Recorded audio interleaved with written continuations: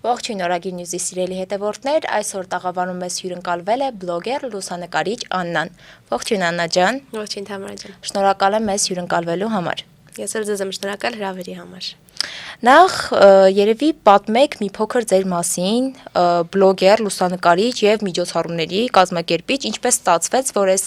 բազմաբովանդակ աշխարհում մուտք գործեցիք։ Սկսեմ երևի ամենասկզբից, մինչև բլոգինգը, լուսանկարչությունը, ես մասնագիտությամբ նկարչուհի դիզայներ եմ, սովորել եմ 6 տարի, կարմիր դիպլոմներով ավարտել ու աշխատել եմ որպես դիզայներ զարդերի մոտ 3-4 տարի։ Դրանից հետո իմ հիմնական աշխատանքը թողել եմ իրականում հանուն բլոգինգի, որովհետև երբ իմ տղան ծնվեց, մոտ 5-6 ամսական էր, ես սկսեցի բլոգը վարել ու այդ շրջանում Դավիթս պետք է սկսեր իր հավելյալ սնունդը ու հենց այդ թեմայով բլոգը սկսեցինք, շատ մամաներին դա հետաքրքրում էր ու սենց մի հատ մեծ լսարան հավաքվեց ու ես հասկացա, որ մարդիկ ունեն դրա պահանջը ու այդ գիտելիքների կարիքը ու աստիճանաբար գնաց բլոգը զարգացավ, աճեց, հիմա արդեն իրողությունը լրիվ փոխվել է դեպի լայֆսթայլ, այլ տենց մամայական շատ չի, բայց մեկը կան մարդիկ, ովքեր են հավելյալի ժամանակից, այսպես ասած, ինձ հետ են, լուսանկարչությունը այդ մի հատ սենց ուրիշ կինո է, այսպես ասած, դա իմ մանկության երազանքն է եղել միշտ, որ փոքրուց ուզել եմ դրանով զբաղվել ու էլի վերջին շրջանում մոտ 2 տարի առաջ 1.5-2 տարի առաջ արդեն դրան էլ այսպես ասած հիմք տվեցի ու որոշեցի մանկության երազանքս իրականացնել ու նաև շատ լավ ինքը համատեղվում է իմ բլոգի հետ, որովհետև բոլոր իմ հետևորդները դարձել են այսօր իմ հաճախորդները եւ այդպես իսկ միջոցառումների կազմակերպման մասով այս պահին իրականում այդ փուլը դադար եմ տվել, բայց հուսով եմ շուտով նորից կվերսկսեմ։ Դուք սկսել եք ձեր բլոգը, ինչպես նշեցիք, հավելյալ սննդի վերաբերյալ եք խոսում, բայց չկար այն վախը, որ օրինակ մարդկանց բացասական արձագանքներին կարժանանաք, որովհետև հիմնականում գիտենք, այնպիսի թեմա է, որ երբ որ մի բան ես գցում, մարդիկ միշտ ասում են, այսպես չի, մենք այսպես չենք տվել, ինչպես է իր արձագանքում սկզբնական շրջանում, եթե նույնիսկ այդ հեյթը լինում էր։ Հեյթը իրականում կա մինչև այսօր, իրականում իմ էջում այնպես չէ որ տենց շատ է հեյթը, որտեղ շատ ինքնընտանեկան, սենսա սիրուն բլոգ է, բայց մեկը միշտ լինում են ցանկացած բնակավարում, հավելյալի խորհուրդը կլինի թե լրիվ այլ խորհուրդ, մեկը միշտ գտնվում են մարդկանց ինչ որ խումբ, ովքեր քեզ ուզում են հակառակը համոզել, բնականաբար սկզբնական շրջանում այդ ավելի սենց սրտին կպնող էր, հիմա էլ է սրտին կպնող, բայց ոնց որ արդեն մի քիչ հարմարվում ես այդ ամեն ինչին, փորձում ես հասկանալ, որ մարդիկ տարբեր են ու մարդկանց կարծիքներն են տարբեր։ Հավելյալի կոնկրետ ժամանակ ես անգամ ձեռնարկ ունեի կազմած, որտեղ որ մարիկները օգտվում էին, այնտեղ ես կազմել էի շաբաթական ինչ կարելի է առաջարկել երեխաներին բալանսավորված ու ամբողջը բժիշկների, մանկաբույժների եւ սննդաբանների հետ համատեղ էր աշխատանքը։ Դա համար ոնց որ այսպես ապացույցներով ցույց էի տալիս, որ ամեն ինչ կարգին է, հանգիստ կարող եք օգտվել։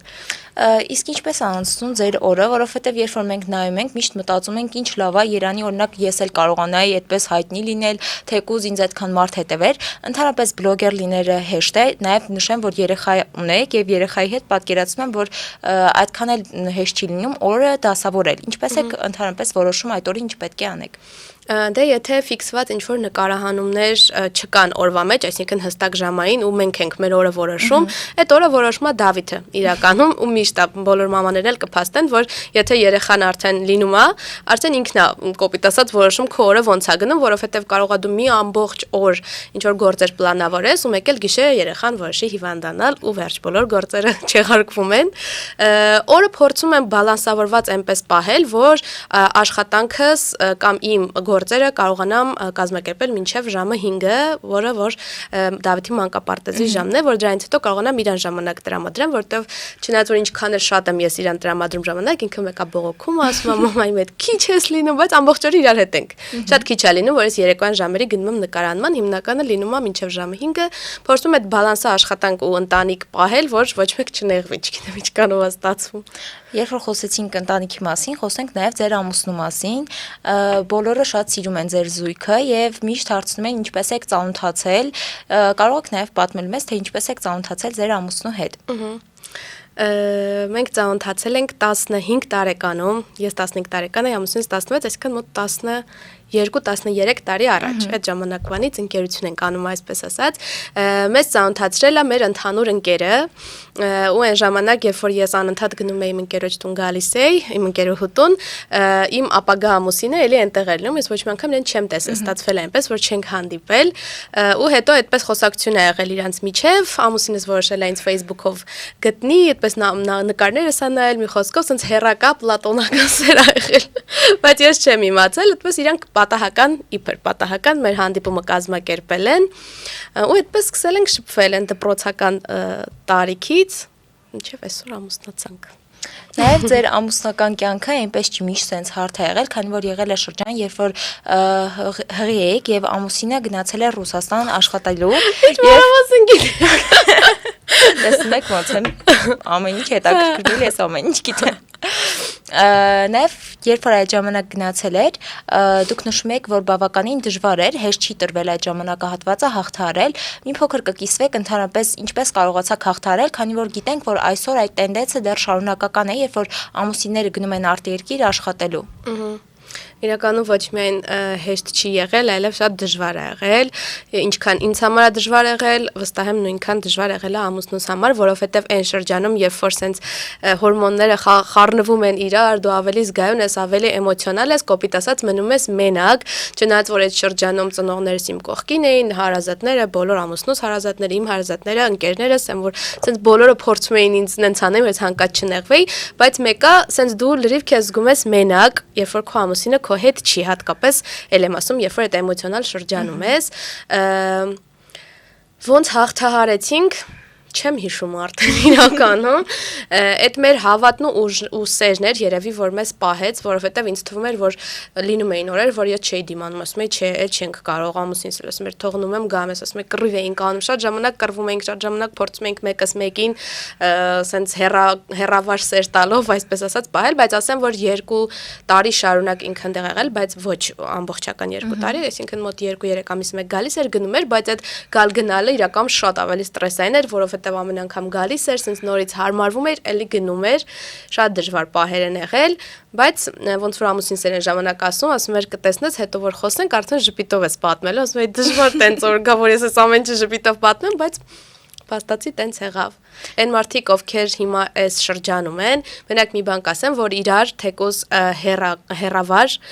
հավատան ու վստահեն, որովհետև երբ որ այդ հավատը սերը ու վստահությունը կա, ինձ թվում է հերավորությունը շատ չի խանգարի։ Դուք խոսում եք հավատի եւ վստահության մասին, բայց ձեր հետևորդները անդադ ձեզ հիշեցնում են, որ հնարավոր է օրինակ ձեր ամուսինը գնացել է, բայց չեք վախենում Աննա ջան, որ կարողա չվերադառնա ու դուք միշտ դրան հումորային կերպով եք արձագանքել, բայց ցավոք սրտի գիտենք, որ այսօր դա այնպես չի, որ իրականություն չի, տեսնում ենք, որ հասարակության մեջ շատ տարածված է դա, ընդհանրապես չկար այդ վախը կամ գիտակցումը, որ միգուցե տենց բան հնարավոր լինի, որ չես մտածել ընդհանրապես անկեղծ չէ, ոչ թե սա ինչ որ ինքնապաշտպանությունն է եղել, այլ իրոք չէ, ու հատկապես այդ շրջանում շատ-շատերը անգամ հումորով ասում են, հեսա կգնա, որովհետև հենց Մոսկվայում էր ու հենց այդ պատմությունները միշտ Մոսկվայում են, չէ՞, ստեղծում որ գնաց, ուրիշ ընտանիք կազմեց, անգամ շատ մարդիկ ինձ հումորով տենց բաներ էին ասում, չհասկանալով որ կարող է իրոք դա շատ իմ սրտին կպնի ու ես սկսեմ մտածել, բայց չէ, չգիտեմ, ես միշտ իմ ամուսնուն շատ ուրիշ ձև վստահել եմ, վստահեմ ինքն էլ ինձ Չի միշտ ասում աչքով ստենամ չեմ հավատա։ Չգիտեմ ինչից է այդ վստահությունը իր վերաբերմունքից է, երևի ինքս իմ հանդեպ վստահությունից էլ է նաև որ եւ ես եմ ինքս ինձ վստահում եւ իրան եմ վստահում, չգիտեմ։ Չէ, ոչ մի տենց ինչ որ մտքեր չեմ ունեցել, ուղղակի անհամբեր սենց մատերս խաչած սпасել եմ, որ այդ ամեն ինչը վերջանա ինքը հետ գա տուն։ Նաև երբ որ խոսում ենք վստահության մասին, այսօր մենք տեսնում ենք, որ ընդհանրապես մեր հասարակությունում շատ դժվար է, երբ որ ամուսինը համաձայնում է իր կինը օրինակ Instagram-ում կամ այլ սոցիալական հարթակներում բավականին ակտիվություն դրսևորի, ինչպես եղավ ձեզ մոտ, հերթ թողեց կամ որ դու շարունակես քո աշխատանքը, նաև նշեմ, որ շատ հաճախ ինքն էլ է ընդգրկվում եւ մաս դառնում քո բլոգի։ Եղել է մեր մոտ այդ ամեն ինչը շատ փափուկ, որովհետև ես շատ լավ հիշում եմ այդ օրը, թե ես ոնց որոշեցի բլոգը վարել, այնպես եղավ ես իմ անձնական էջը միշտ շատ ակտիվ եմ վարել, այսինքն իմ ընկերների, իմ շրջապատի համար ինքը միշտ եղել է ասենց բլոգի նման ակտիվ, ու հիշում եմ, որ մի օր հենց story-ում տեղադրեցի, ասացի մի խոսքով վերջ ժողովուրդ ջան, դնում եմ բլոգը վարեմ, ասեք, բռնեմ, ասենց գրել էի բռնեմ ու սկսեմ, ու հենց առաջինը ամուսինս էր գրել, բռնի ու սկսի, ու ուզում եմ ասեմ, վստահությունը եղել է հենց առաջի վայրկյանի բանից, ինքը միշտ իմ կողքն է ամեն հարցում, ինձ միշտ աջակցում, ասում է, անգամ ինչ որ մի հարցում, եթե մտածում է, որ դա իր համար այնքան էլ սխալ, ճիշտ չի կամ չգիտեմ, կոմֆորտ չի այդ իրավիճակը, ասում է, եթե դու դա տենց ուզում ես, ոնց որ ես քո կողքն եմ, ու նույնը հենց այդ վիդեոներում նկարվելն է։ Ինքը այն ժամանակ, երբ որ բլոգել չէինք վարում, ես սիրում էի գնալ, ինչ որ թեմատիկ ֆոտոշութերի, ամանորյա, Վալենտինի, ու ինքը ընդհանրապես չէր սիրում նկարվել, բայց միշտ իմ կողքը կանգնած էր բոլոր այդ նկարներին, որովհետև գիտեր, որ դա ինձ է դուր գալիս ու ինձ չէր մերժում, չէր նեղացնում։ Նույնը այսօր ռիլերում նկարահանվելն է, եթե ինչ որտեղ գիտի, որ պետք է, որ ինքը նկարվի, ինքը նկարվում է, բանը չի հասնում նրան էլի, որ ես համոզեմ, խնդրեմ, այդպես։ Նաև դուք բացի լավ ամուսիններ լինելուց լավ գործընկերներ եք կարելի ասել ու միասին ձեր հյուրատունն եք զարգացնում։ Նշեմ, որ դու սկզբում շատ դեմ ես եղել, բայց հետո համաձայնել ես, որ շարունակեք աշխատանքը։ Կպատմես ընդհանրապես ինչպես է նաև բիզնես զարգացնելը այսօր Հայաստանում եւ ինչպես որոշեցիք, որ պետք է սկսեք ձեր աշխատանքը։ Իրականում մեր հյուրատունը, այսպես ասած, հենց մեր տունն է եղել, որը որ մենք կառուցել ենք մեր ձեռքերով, ամուսինս ամբողջը ինքն է իր ձեռքերով կառուցել, ու դա հենց այն տունն էր, որտեղ որ պետք է ամուսինս հետ գար Մոսկվայից ու մենք գնայինք ապրելու, ու ես հենց այդ 2 տարիները անհամբեր սպասում էի այդ օրվան, որ ինքը գա ու գնանք մեր տուն, բայց եղավ այնպես, որ ինքը եկավ նոր գաղափարներով, ասաց գալիս եմ մեր տունը դարձնենք, որտեղ չէինք էլ այնտեղ հասցրել ապրել իրականում, շատ քիչ էինք ապրել, ասաց գալիս եմ սարքենք հյուրատուն, ու այդպես հասկացա, որ ինքը շատ վճռական է տրամադրված եւ անիմաստ է ինչ որ հակառակ բան իրան ապացուցել, սկսեցի աջակցել ինչ պետք է անեի, սկսեցինք լողավազան, սարքեցինք բակում, մի խոսքով շատ սիրունացրեցինք, զարգացրեցինք ու անցած ամառ արդեն բացումը արեցինք, այստեղ էլի իմ բլոգը մեզ շատ օգնեց, որովհետեւ երևի 90% մեր հաճախորդները էլի մեր հետևորդներն էին, ովքեր որ գալիս էին, շատ իրանց հետաքրքիր էր թե մեր տունը ոնց է դարձել հյուրատուն եւ այլն։ Հիմա այս պահին էլի նախապատրաստական աշխատանքներ են կատարվում, արդեն ահագին թարմացումներ են կարել ու մայիսի 1-ով արդեն կսկսի աշխատել։ Այսօր հաշվի առեք։ Անպայման կգնաք։ Նաև ինչպես նշեցիք, բլոգը դա ոչ միայն օրինակ ժամանց է, այլ նաև նա իր հետ բերում է բավականին մեծ ռեսուրսներ։ Ընդհանրապես ինչպես եք համագործակցում, ինչպես եք որոշում, օրինակ այս X կազմակերպության հետ պետք է համագործակցեք, մեկ էլ եթե կհիշես, ինչպես է եղել քո առաջին գովազդային առաջարկը։ Ոյ։ Առաջին գովազդային առաջարկը չեմ հիշում ինչպես եղել։ Հիշում եմ, որ չնշեմ թե որ կազմակերպություններ, բայց Հայաստանի մասշտաբով շատ մեծ կազմակերպություն, երբ որ ինձ առաջին անգամ դիմեց, մինչև այդ ինչ որ փոքրիկ խանութների, on-line shop-երի հետ երբ որ աշխատում էի, դա էլի մեծ ուրախություն էր, բայց երբ որ դիմում եք շատ մեծ կազմակերպություն, երբ որ դու ամեն անգամ խանութներով անցնում ես ու տարբեր մասնաճյուղներ իրենց Հայաստանում տեսնում ես ու ինձ գրել էին, ես չէի հավատում, իրականում sense screenshot էի արել ուղարկել ամուսնուս, ճիշտ եմ տեսնում, ինձ են գրել ու այդ ժամանակ դեռ բավական քիչ էին հետևորդների թիվը։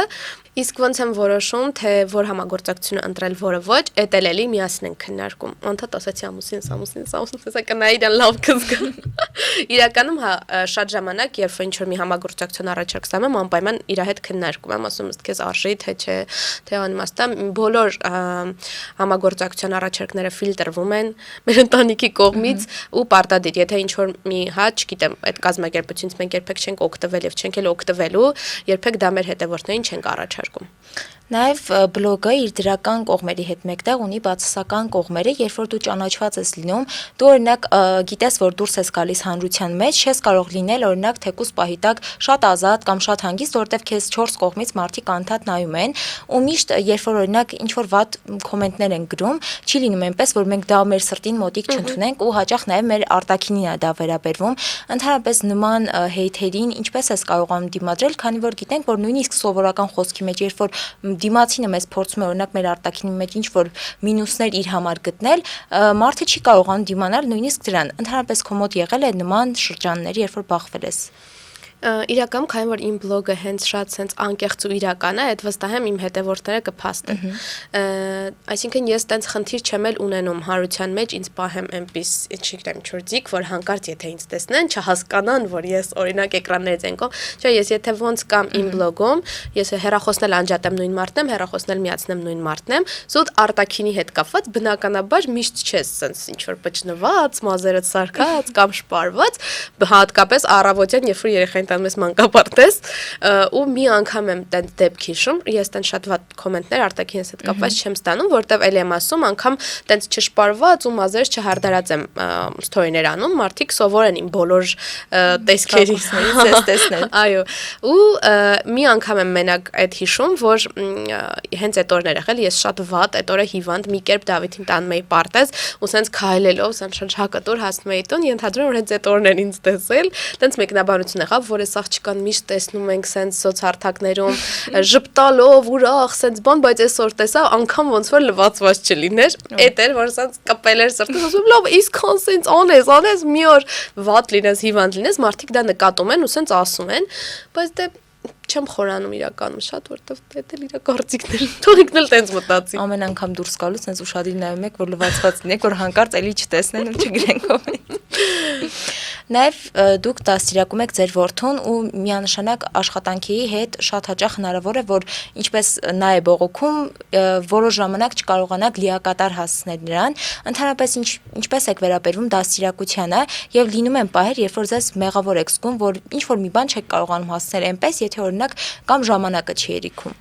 Իհարկե, հենց այսօր առավոտյան այստեղ գալուց առաջ ես տենց story եմ արել, որ պարզվում է այդ մեղքի զգացումը մամաների տենց էլ չի անցնում, որովհետև ինձ թվում էր, որ այդ этаպը իմ մոտ անցել է, բայց այսօր առավոտյան Դավիթը չէր ուզում ուղակի գնալ մանկապարտեզ, իր երկու սիրելի ընկերները չէին գնացել, ինքը մտավ տեսավ իրանք չկան, ու սկսեց նեղվել, լացել մամա ինձ հետը տար ու սկսեց ինձ նենց բաներ ասել, որ իմ խղճին ազդի, որտեղ ինքը գիտի, որ եթե իմ խղճին ազդեց, ես իրան վերջնում հետ եմ տանում։ Դու թողնում ես ինձ ստեղ, գնում ես քո գործերով ու այդ պահի sense այդ խղճի խայթը ճնշում է էլի շատ բայց ինձ այդ պահին ուղղակի սառում ես ու հասկանում ես որ դու անում ես իր համար մաքսիմումը կոնկրետ ես այս պահին ու ամուսինս էլ ինձ հետ անում ենք իր համար մաքսիմումը շատ ժամանակ ինչ որ բաներից մեզ հետ պահելով անում ենք իր համար ամենալավը չգիտեմ դաստիարակությունը ինչքան էլ աշխատանք դաստիարակությունը երեխայի համար ամենա առաջնայինն է մեր համար եթե պետք է ընտրենք չգիտեմ ընտանիք թե աշխատանք մենք երկուսս էլ ընտրում ենք ընտանիքը հատկապես Դավիթի հետ կապված բոլոր հարցերը փորձում ենք այնպես անենք, որ ինքը հետագայում որպես մարդ մեծանա բարձր արժեքներով, մարդ ոչ թե սենց էլի։ Ոնց հիմա շատ Եվ որպես ամփոփիչ հարց, քանի որ ձեր հիմնականում բլոգը ավելի շատ ընտանեկան է, ինչ ես կարծում այսօր մեր ընդհանրապես հասարակության մեջ, որ արժեքներն են անհրաժեշտ ընտանիքներին եւ որն է այն արժեքները, որը դու սերմանում ես ձեր ընտանիքում, որ շատ կարեւոր է ձեզ համար։ Երևի թե հոգատարությունը ու նվիրվածությունը միմյանց հանդեպ, որտեվ մի տեսակ մեր դարում շատ ենք սկսել ամեն մեկս ապրենք մեր համար ու մեր կոմֆորտի մեջ, չէ՞։ Չգիտեմ, մի տեսակ իմ մոտ տենց տպավորություն է, որ եթե առաջ չեմ ասում տարիներ առաջ եւ այլն սենց եղել կամ հիմա սենց է, բայց մի տեսակ հիմա ամեն մեկը շատ է սենց բարփակված իր ընտանիքի մեջ, կարևորը ես ինձ լավ զգամ, մի կողմից էդ էլ վատ չի, երբ որ դու փորձում ես քո կոմֆորտն էլ ապահովել, այսպես ասած, բայց մի տեսակ ինձ թվում է շատ ենք ամեն մեկը սենց մեր մեջ բարփակված ու այդ միմյանց հանդեպ հոգատարությունը ու սերը ինչ որտեղ կարելի ասել, ինձ թվում է մի քիչ պակասել է։ Միգուցե էդ էլ այս էկրաններից։ Դե ինչ Աննա ջան, շնորհակալ եմ քեզ նման անկեղծ եւ պոզիտիվ զրույցի համար։ Ձեզ նույնպես շնորհակալություն։ Ձեզ նույնպես շնորհակալ ենք մեր սիրելի հետևորդներ մեզ հետ լինելու համար։ Իսկ դուք բաց չթողնեք մեր թողարկումը, կհանդիպենք մյուս կիրակի։